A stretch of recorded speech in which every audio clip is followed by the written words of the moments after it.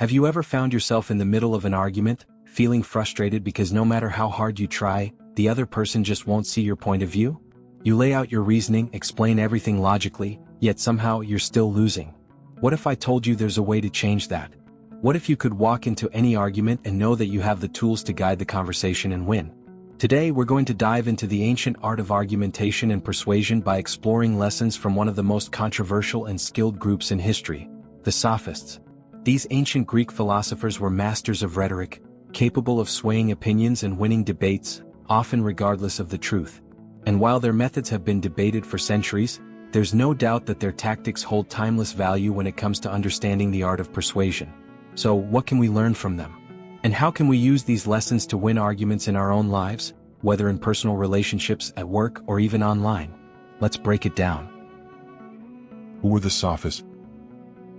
To understand their strategies, we need to first know who the Sophists were. In ancient Greece, around the 5th century BCE, Sophists were traveling teachers who offered education in a range of subjects, but they were most famous for teaching rhetoric, the art of persuasive speaking. Unlike philosophers like Socrates or Plato who sought the truth, the Sophists were more focused on the power of persuasion. For them, winning an argument was about convincing others, regardless of whether the argument was grounded in objective truth. This is where much of the controversy around them comes from, but it also makes their methods so powerful. After all, in many situations, perception can be more influential than reality. Lesson 1: The power of relativism. One of the core ideas the Sophists taught was that truth is relative. Protagoras, one of the most famous Sophists, is credited with saying, "Man is the measure of all things." In other words, truth can vary depending on who is perceiving it. What one person believes to be true might not be the same for another.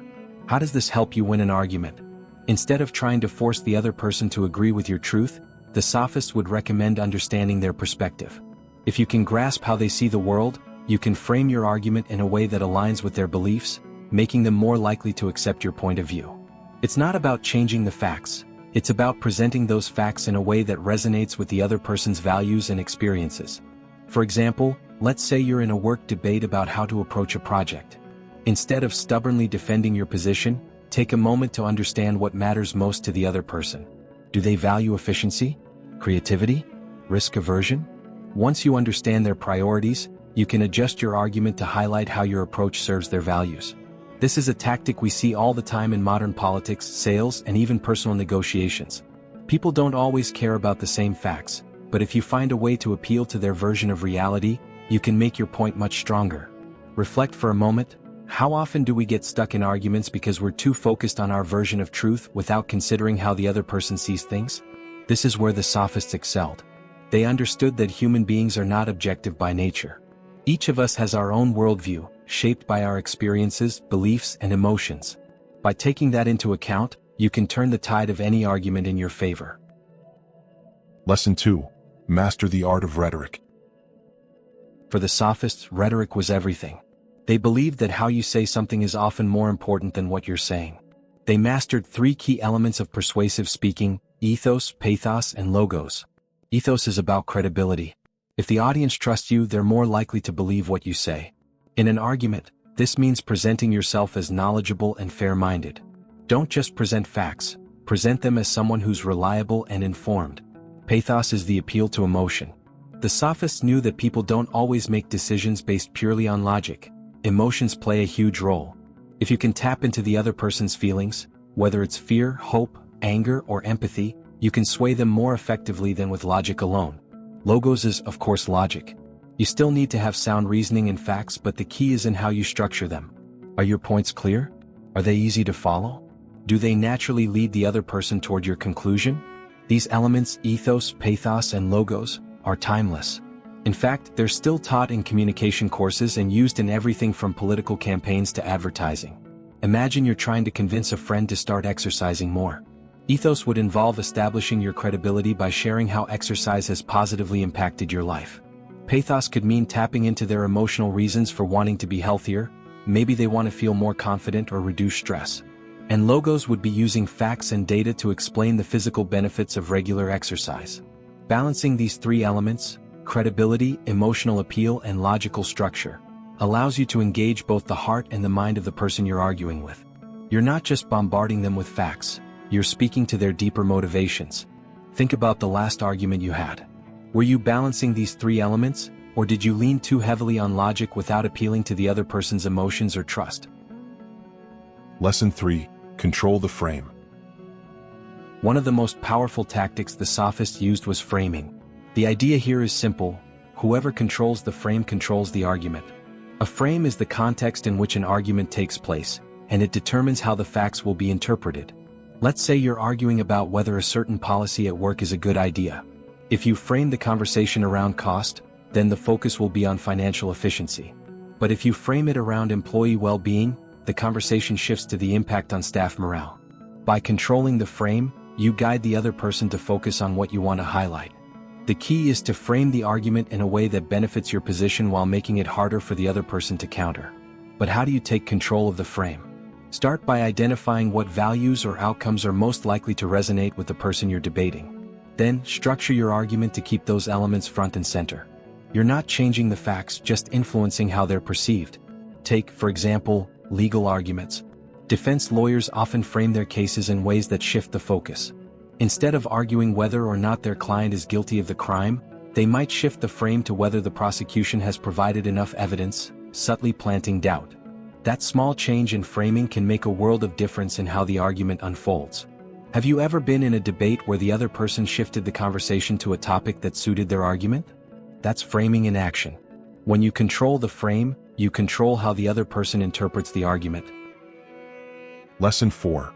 The importance of flexibility. One final lesson from the Sophists is the importance of adaptability. The Sophists were famous for their ability to argue both sides of a debate. This flexibility made them incredibly effective because they weren't rigidly attached to one position. Instead, they could pivot as needed, adjusting their arguments based on what was most persuasive at the moment.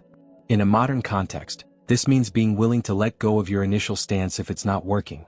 If you're locked into a specific argument and it's not resonating with the other person, don't be afraid to change tactics. Maybe your logic isn't landing, so switch to an emotional appeal. Or maybe you need to boost your credibility by sharing personal experience. Winning an argument doesn't always mean being right, it means being effective. And sometimes that requires shifting gears. This also means being aware of the other person's arguments and being ready to adapt to counter them. For example, if someone attacks your credibility rather than getting defensive, you could shift the conversation to evidence and facts, logos, or reframe the discussion around the emotional impact of the issue, pathos.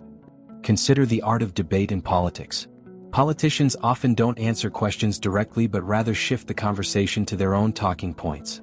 This adaptability keeps them in control of the frame, ensuring they stay on message and guide the audience's perception. Reflect on the last argument you had where things weren't going your way. Could you have changed your approach? How might flexibility have allowed you to pivot and strengthen your position? Lesson 5. The sophistic approach to winning. There's another aspect of the sophist method that's often overlooked: their willingness to lose small battles to win the larger war. The Sophists understood that in argumentation, sometimes it's not about winning every point but about steering the conversation toward your ultimate goal. This means that, at times, conceding minor points can actually strengthen your overall position. When you acknowledge the validity of part of the other person's argument, you come across as fair and reasonable, ethos, which builds trust. This can disarm your opponent, making them more open to your broader conclusions. For example, in a debate about climate change policy, you might concede that there are short-term economic costs to implementing green energy solutions. But then you could frame the conversation around long-term benefits, such as job creation and environmental sustainability. By doing this, you show that you're not ignoring the other side's concerns but instead integrating them into a larger, more persuasive narrative. This tactic is particularly effective in negotiations, where the goal is often compromise. If you can give a little to gain a lot, you end up controlling the direction of the argument while appearing flexible.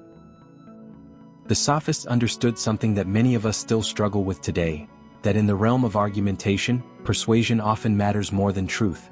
By understanding the perspective of others, mastering rhetoric, controlling the frame, staying flexible, and being willing to lose small battles, you can drastically increase your chances of winning any argument. So, the next time you find yourself in a debate, take a page from the Sophist's book. Focus less on proving that you're right, and more on persuading the other person to see things your way. If you found these lessons helpful, make sure to like this video and subscribe for more deep dives into philosophy, psychology, and self-development. And let me know in the comments, what's the toughest argument you've ever had to win? Also, note that this video is AI dubbed, so let us know how the narration feels to you.